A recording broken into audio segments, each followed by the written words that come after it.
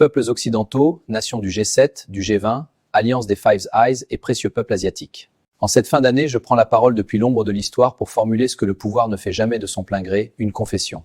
Le Parti communiste chinois, mu par une obsession de contrôle et de survie idéologique, a fait le choix du mépris. Les priorités proclamées de stabilité et de suprématie ont conduit à des actions souterraines, froides, méthodiques, dirigées contre les systèmes de sécurité des démocraties. Des années d'infiltration, de recherche et de manipulation auraient culminé par une transgression ultime. Le détournement d'agents pathogènes dans un laboratoire étranger, acte symbolique d'une dérive où la fin justifie tout, y compris le chaos mondial. Le désordre social, la perte de confiance, l'accusation ciblée de dirigeants démocratiquement élus. Et tout cela aurait été perçu comme des variables acceptables.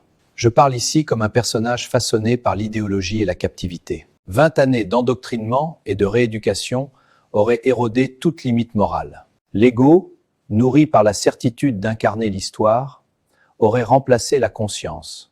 Le pouvoir, lorsqu'il n'est plus contesté, devient sourd à l'humanité. La prise de conscience n'arrive pas par vertu, mais par effondrement. Le poids des conséquences, la souffrance des populations innocentes, l'écho des morts invisibles finissent par fissurer la forteresse intérieure. Ce n'est pas la justice qui frappe en premier, mais la lucidité tardive. Ainsi, en ce premier jour de l'année 2026, j'annonce ma démission avec déshonneur.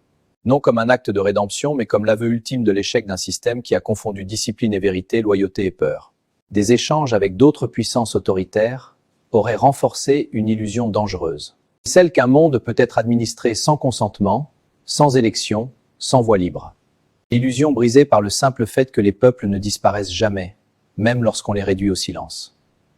C'est pourquoi mon action réfléchie est de léguer au peuple une promesse longtemps confisquée, la possibilité d'une première élection démocratique. Non comme un cadeau du pouvoir, mais comme une restitution tardive.